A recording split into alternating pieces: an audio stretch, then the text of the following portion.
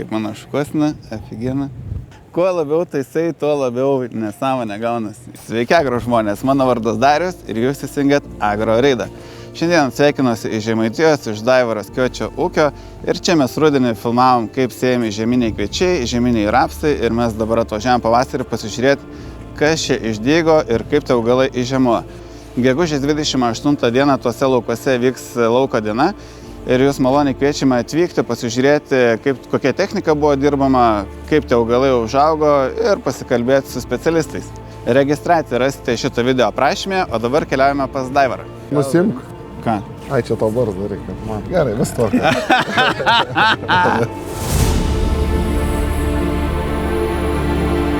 Mušim rekordus.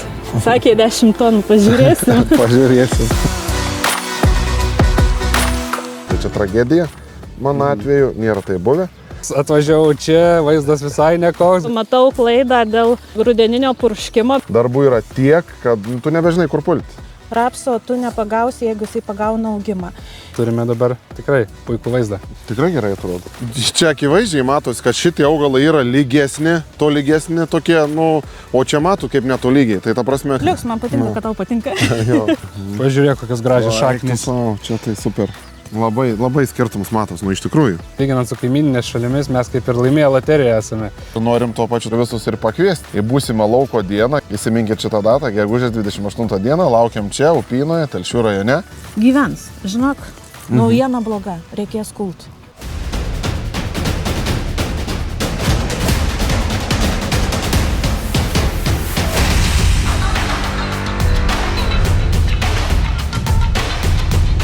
O man reikia užsisekti irgi kažkiek. Kaip iš išvarytis, aš nesuprantu.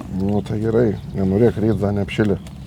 Da, neapšilio. Kaip jūs čia apšilo Žemaitijoje ryte? Atsikeli ryto, iš karto vindį įsijungi, pasižiūri, sninga, nesninga, dabar jau madinga yra. -3, -2 ir plius, purkšt nereiks, ant kito šono atsigulimiai.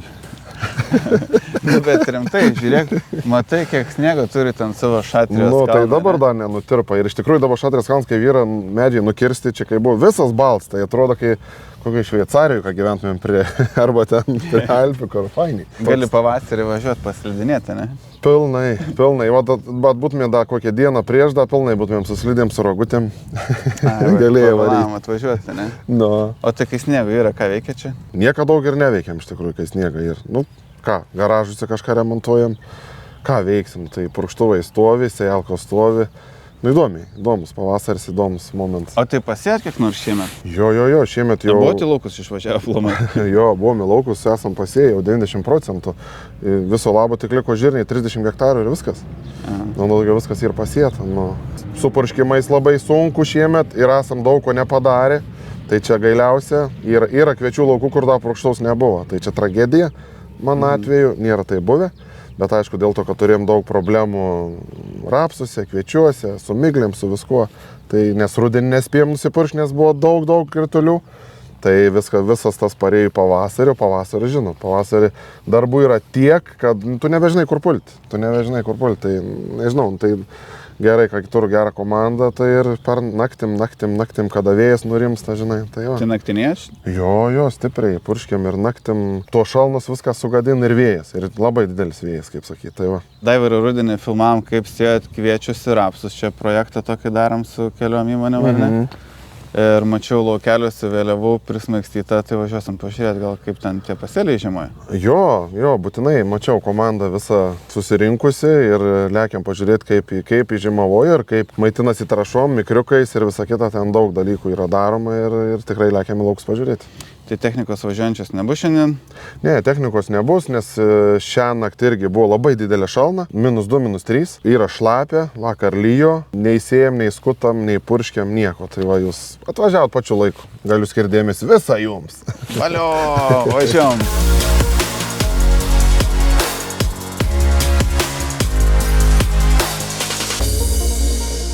Tai atvažiavome į lauką, sutikom tą pačią kompaniją kaip ir praeitą rudenį.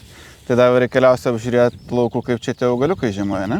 Taip, kaip žiemoja po žiemos ir reikia imtis rimtų darbų po sudėtingo pavasario. Tai va, malonu, kad visą komandą atlikė į pagalbą ir apžiūrėti viską. Sužinosim, gal kiek tie augaliukai kainuoja? Gal Kazys pasakys. Tai ką, Daivarai, stovim tavo gražiuose, žaliuose laukuose, matau viskas gražiai peržiemojo. Sakyk, ar nebuvo jaudulio truputėlį sausio mėnesį, kai buvo tie didieji šalčiai? Kokia čia buvo pas jūsų pynoj temperatūra ir kokia buvo sniego danga? Jo, Kazys, šiaip, sakyčiau, pergyvenimo buvo labai daug nuo pat rudens. Jeigu gerai pamenat, sėja buvo idealiu oru, viskas sudygo gražiai, paskui rudenį gavom labai daug kritulių. Irgi apstabdė kažkokius tai, sakykim, darbus, bet kaip ir viskas normaliai. Po to, aišku, žiemą taip pat krėtė pokštus. Sausio mėnesį, va, kaip sakai, buvo šalčiai ten ir -10, ir -12, ir 15, bet buvo su dideliu vėju ir tuo metu, atsimenu, kai va kalbėjom, nebuvo sniego ir buvo jutiminė temperatūra 20 keli laipsniai. Tai va, kai ten tada va, tikrai pergyvenau, tą pravažiavau, žinai, galvoju, nu, tikiuosi viskas bus gerai. Buvo tikras iššūkis. Tikras toks iššūkis, vis tiek pergyvenimas, įdėta labai daug darbo visos komandos. Tai va, bet kaip matom, gamta su viena ranka duoda, su kita atima, bet šį kartą tikimės, kad bus viskas gerai, nes iš žiemavojo, sakykim, pakankamai normaliai viskas gerai. Iš rudens, pamenu, buvo labai šlapias laukas, iš tikrųjų buvo daug kritulių, net rekordinis kiekis, kiek pamenu, pasakoja čia pas jūs. Vietos, kai kurios net matosi likę, balos išmirkė, augalai tie neišgyveno tuose lomuose, bet iš esmės laukas gražus ir šiaip realiai turėtumėm džiaugtis, nes lyginant su kaimininės šalimis mes kaip ir laimėję loteriją esame. Nes Latvija, Estija, kiek turi daug iššalimų, tai mes čia esame laimės kūdikiai šio klausimu šiemet. Tikrai taip ir, sakykime, kiek su visos Lietuvos ūkininkais bendraujam, tikrai netgi yra ūkių, kur turėjau panaikinti rapsą ir visą kitą, tai pagalvojus, kad, kaip sakau, visą puokštę turėjom tų rizikų ir labai daug kritulių, ir sniego, ir be sniego, ir šalčio, ir pūgų, ir visko, tai tikrai išgyvenu, reikia džiaugtis tą, ką turim. Taip, yra pamirkusių vietų, tose pamirkusių vietos, aišku, jau tas rapsas kitur neatsigaus, čia normalu, bet šiaip didžioji lauko dalis, manau, tikrai bandymams pati geriausia terpė, viskas liuks. Džiugu, kad viskas taip sėkmingai praėjo ir iš tikrųjų vos tik prasidėjus vegetacijai pradėjo sklisti kalbos, kad jeigu kažkur Lietuvoje yra kažkokie žiemos žala augalams, tai yra šiauriniai Lietuvos daly ir ypatingai Žemaitijoje. Tai vat, tą išgirdęs pradėjau pergyventi, kaip tas mūsų laukas, kur mes planuojame vykdyti projektą ir vykdome projektą, kaip ta vegetacija prasidėjo, iškart lėkiau į laukus apsižiūrėti, važiavau pas tave. Prieš tai užsukau į Kėdainius, kur mes turime privatų bandymą, tai ten augalai gražų, žaliuoja, jau atsigavę, prasidėjus vegetacija. Ir kuo arčiau Žemaitijos, to vaizdas niūresnis, atvažiavau čia, vaizdas visai nekoks, galvoju, kaip čia dabar bus. Bet ką, atvažiavau per anksti, iš tikrųjų, augalai dar miegojo, nes Žemaitijoje vegetacija gerokai vėlesnė, tai iš tikrųjų džiugu, kad praėjus keletai savaičių pamačiau tą patį gražų žalią vaizdą ir su dienom vis gražin ir turime dabar tikrai puikų vaizdą. Apžiūrėkime kolekciją pasėtų rapsų augalus. Prieš filmavimą pasiruošiau, išsirovau, pasidariau namų darbus. Jo, tai vat, turime veislę Romeo, tai atspari sausrai veislė ir iš tikrųjų įvairioms sudėtingoms klimatinės sąlygoms atspari veislė. Ir šiame lauke turime pasėję dviem skirtingais būdais, kiek pameni, pirmas buvo į ražieną sėta tiesiai, o kitas į išdirbtą lauką. Kaip matome, augalai atrodo tikrai gražiai, veislė tinkama sėti tiek į išdirbtą žemę, tiek tiesiogiai į ražieną. Tikrai gerai atrodo. Toliau turime veislę Triathlon. Pažiūrėk, kokios gražios šaknys. Čia tai super. Taip, realiai ne veltui viena iš žemkentiškiausių veislių mūsų krepšelyje. Šiame lauke turime pasėję šią veislę dviem skirtingais beicais. Vienas yra su standartiniu tradiciniu beicu, o kitas yra papildomai su lumipoza insekticidiniu beicu, kuris iškart iš rudens matėsi skirtumas, ta prasme, vienoj pusėje su lumipoza, kitoj pusėje be. Tai augalai buvo energingesni, geriau vystėsi tiek šaknis, tiek pati antžeminė dalis augalo. Tai vat, matosi ir šaknės kokia galinga. Labai skirtumus matos, iš tikrųjų. Taip. Toliau turime veislę Manhattan, tai iš tikrųjų labai augi, energinga veislė ir itin sveika. Norėtume tokį bandymą padaryti ir tavęs prašysiu, kad dalį šios veislės, kur auga Manhattan, dalį lauko pamirštum nupurkšti fungicidais, kad pasižiūrėti, koks būtų skirtumas tarp purkštos ir nepurkštos. Būtinai padarysim. Supratau. Toliau turime veislę Janoš, tai yra naujausios genetikos veislė. Ši veislė geba apgauti klimatinius padarinius ir su savo pavasariniu vėlyvuoju startu jinai galbūt kažkiek išvengia tų vėlyvų šalnų, kas duoda į tokį gerą pliusą. Kadangi šiemet tų tokių labai didelių šalnų neturėjom, tikėkime, kad jų ir neturėsim ir visos veislės taip pat nenukentės. Bet šiai veisliai norėsime padaryti bandymą, tai prieš pat pradedant žydėjimą nupjauti pagrindinio stiebo dalį lauko ir palyginti, kaip veislės sugeba kompensuoti šoniniais stiebais. Ir vėliau pasižiūrėti derlių, kas bus iš kombaino. O, įdomu. Gerai. Stengsimės padaryti viską. Dar viena veislė, tai yra dominatorius, visiems puikiai žinomas, rinkoje pažįstamas ir tai mūsų dominuojanti, lyderiaujanti veislė ne tik Lietuvoje, bet ir didžiojoje dalyje rytinės Europos. Gerai atrodo.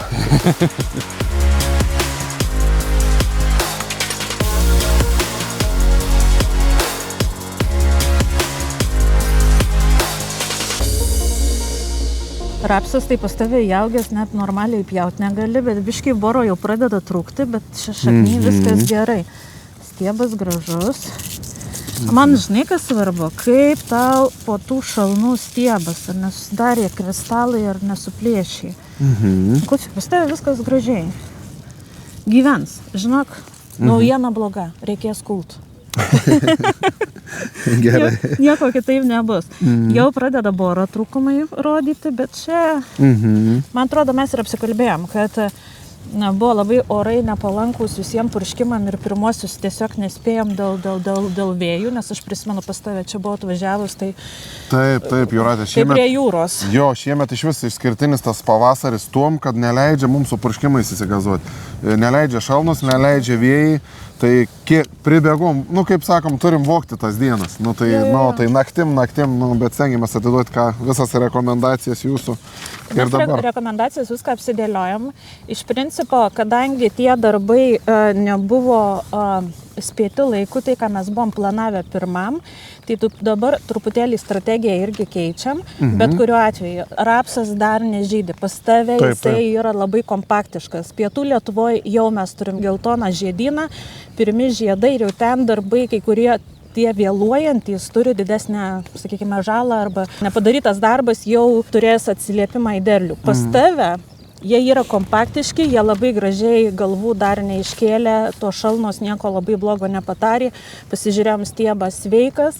Tai šiuo metu, ką mes nusprendėm daryti, tai yra visiems augalam po šalnų gaivinimas su delfanu ir gal kalio įdėsim, bet bandymuose tai bus ir armonika, tai ten jau kalio bus. Bet būtent, kad duoti energijos, kad vėl suformuoti vandens indus, kad būtų intensyvus maitinimas, nes realiai jeigu atšyla čia savaitė ir jau tuoj viskas šoks į viršų. Taip. Rapso tu nepagausi, jeigu jisai pagauna augimą. Ir būtinai įsidėsi mangano. Kaip ir kalbėjom tam, kad fotosintezė būtų gera. Bus bandymas su jūros dumbliais, būtent, kad paaktyvinti patį augimą ir antras purškimas žydėjimo metu, prieš žydėjimą apsaugoti daugiau ankštarų, nes realiai investicijos didelės, o reikia išsaugoti tą derlių ir padidinti. Taip. Ir bus bandymas su fosforo kalio armonika pridėsim ir dar vienas su mūsų ta naujovė Bimoru, pasižiūrėti, kaip jinai veikia rapse. Bandysim pagauti derlių ir kokybę, tai bus 2 purškimai. Tai realiai tikėkimės, kad tie orai mums leis ir viską padaryti. Bet dabar ką, svarbiausia juos atgaivinti ir gerų orų. Tik tai. Reikės greitai gaivinti ir greitai atlikti darbus. Nes kitą savaitę jau gražiai rodo, tikimės, kad galėsim jau įsigazuoti. Jau būtų pats laikas. Taip. Ėjom per lauką ir tiesiog pastebėjom šitoje vietoje sustojom. Ta skirtumą noriu parodyti, kurį prisimeni. Rudenį mes į mažasis trąšadėžes pylėm smulkės startinės trąšas. Taip. Ir va šita pusė yra pasėta būtent su startinėm trąšom. Čia jų nenaudota, būtent per šitą kuoliuką. Tai pats pasakyk, ką matai. Nes aš galiu pasakyti. Čia akivaizdžiai matosi, kad šitie augalai yra lygesni, tolygesni tokie, o čia matau kaip netolygiai. Tai ta prasme, akivaizdus startinių trąšų poveikis labai geras teigiams. Tai čia labai ta vieta. Ėjom iškart matos, ta prasme, ir pasižiūrom, ką kura, ta čia vieta ir kur. Jo, nes atrodo vienas bandymas ir iš karto abiem klausimas, o kas čia daryta ir pasižiūrėjom. Tai iš principo būtent tos startinės trąšos duoda tolygesnį sudygimą, geresnį startą. Ir paprastai tas matosi daug geriau rudenį po sėjos, Bet kaip dabar matom, akivaizdžiai galima pažiūrėti ir matyti skirtumą ir pavasarį. Vadinasi, ir derlingumas, ir užsipompavimas pačio augalo, ir žydėjimas, ir šoninių šakų bus didesnis ten, kur augalas gavo iš pat pradžio didelį startą ir mes iš karto augalus pradėjome auginti gan stiprius. Ne, akivaizdžiai matos tikrai. Liuks, man patinka, kad tau patinka.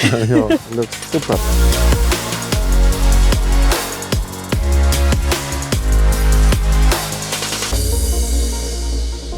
Atvykom į žieminių kviečių lauką. Turim čia kolekciją iš 4 veislių. Kalbėdami apie rapsus, pabaigėm apie veislės gebėjimą kompensuoti. Tai galbūt tą temą pratęskime apie kompensavimą. Ir norėjau tavęs paklausti, ar esi bandęs auginti anksčiau iki šiol hibridinius žieminius kviečius? Nu, tikrai nesu. Tikrai nesu bandęs ir labai įdomu. Tai va, puiku, kad turime tokią progą pasižiūrėti, kaip skiriasi hibridiniai kviečiai nuo linijinių veislių. Tai Daivaras, esu įsitikinęs, kad po šio projekto ne tik tu, bet ir kaimyniniai ūkiai pabandys pasisėti hibridinius žieminius kviečius. Jų yra pliusai tokie, kad hibridiniai žieminiai kviečiai labai gerai krūmijasi, turi 2 daugiau produktyvių stiebų nei linijinės veislės. Jie yra itin atsparūs sausrai ir kitiems klimatiniams veiksniams. Taip pat šioje lauko dienoje pristatysime dar keletą veislių linijinių. Tai yra Polar Cup, Palas ir visiems gerai žinoma Etana. Tai bus pasižiūrėti ką ir tradicijų mylėtojams. Tai liuks, labai liuks. Laukiam, nesulaukiam, išbandysim hibridą. Būtinai.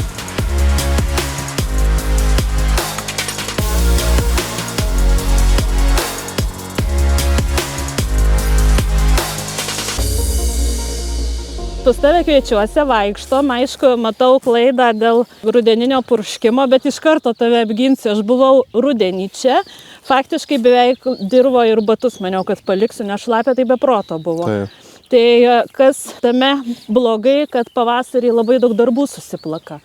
Ir tie purškimai ganėtinai tokie jau aštresni tampa. Tai mano patarimas, ten kur matai, kad purškimas bus aštresnis, netgi prie to pačio herbicido, tikrai nebijok. 0,5 litrą delfano, nuimam stresą būtent to herbicidinio aštraus purškimo, bet kartu ir piktžolės jos puikiai suveiks, nes jos suaktyvinamos yra ir tas herbicidas dar geriau įsisavinamas. Ir po visų šitų šalnų, būtent amino rūgštys, ir jeigu dar prisidėsi final kalio bent 0,5 litrų, tau suaktyvins augalus, nes šiai minutei iš tikrųjų patys kviečiai, žiūrint tą spalvą, jinai turi tokią truputėlį violetinę atspalvį. Vis dėlto ir šalta dirva, ir šaltas oras, fosforo neįsisavina gerai. Mūsų, kur bandymą darysim vėlgi su armonika fosforas kalis. Labai ilgas panaudojimas, tai aš manau, kad šiuo metu tai bus idealu, nes ką pastebėjau, šaknys, nestebuklai. Šalta ir nestebuklai, ir patys augalai sunkiai krūmijasi, ganėtinai nėra tų tokių orų. Kur bus, sako, iki -3 ir šiąnakt buvo, tai čia... Lietuviškas pavasaris, nėra ko norėti, pašildė, vasarą atėjo, apsigalvojo ir išėjo. Ir mes turim dar bamblį tik taip pradedantį atitrūkinėti. Iš tikrųjų niekur labai nevėluojam, pasidarysi normalų maitinimą. Vėlgi reikia labai stipriai pagalvoti ir pasižiūrėti, kai tu darysi vis tiek purškimus ateinant šią savaitę. Taip. Kelios dienos šilumos, aš bijau, kad variui jau gali būti pavėluota, nes varis iki krūmijimosi pabaigos. Tas nepaduotas vario kiekis, aišku, pasimatys ant vėliavinio lapo, bet vėlgi matysim kaip kas, gal dar tiek neatšils ir spėsi panaudoti mūsų chelatinį varį, nes jisai irgi maišosi su daug produktų, o tai yra svarbu, kai dabar į purkštuvą tikrai nevažiuosi su vienu produktu. Kiek kainuoja vienas pravažiavimas? Krūva pinigų. Nu tai aišku, laikas, jis pats svarbiausias laikas. Laikas tai čia iš vis jau. Tai va, tas svarbu. Toliau, tai yra momentas, kada reikalingas jau atiduoti cinkas, reikalingas atiduoti manganas, tie elementai, kurie jau dabar purškime turėtų irgi dominuoti iš mikroelementų. Bandymas mūsų bus su jūros dumbliais, suteik daugiau energijos, kad maisto medžiagas geriau įsisavintų ir mažiau atmestų tai, ką mes turim su krūmidinė iš rudenio, nes realiai šį pavasarį krūmijimas labai sunkiai vyksta. Tai ką mes rudenį padarėm, tą turim. Reikia tai išsaugoti Ir su Bimoru darysim bandymą ir kviečiuosi, kaip ir rapsuose, sieksim geresnio derliaus ir kokybės. Tai mušim rekordus.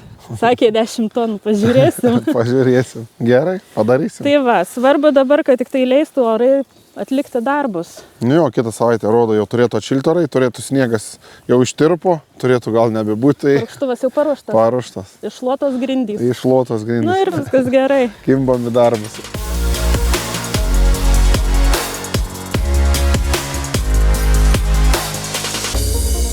Nu, tai va, Daivarai, tokią vėjuotą dieną padarėm laukų apžvalgą. Taip. Kaip tie pasėliai žiemojo ir kaip galima bendrinti.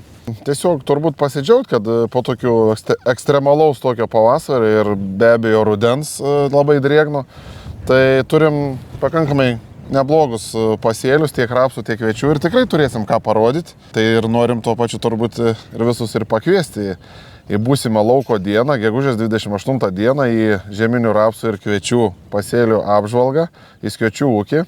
Įsiminkit šitą datą, gegužės 28 dieną, laukiam čia, Upynoje, Telšių rajone. Žinau, Vedarštatė Civarys čia daug technikos demonstruosinė, ką dar čia bus galima pamatyti. Bus mūsų draugai ir partneriai taip pat Rapų Lietuva ir Provenza Next. Apie šį renginį daugiau informacijos rasite šių įmonių Facebook'o paskyrose arba jų internetinėse svetainėse. Tai būtinai pasižiūrėkit, kaip ten užsiregistruoti ir susitinkam čia, nes renginio šūkis yra koks. Kartu galime daugiau.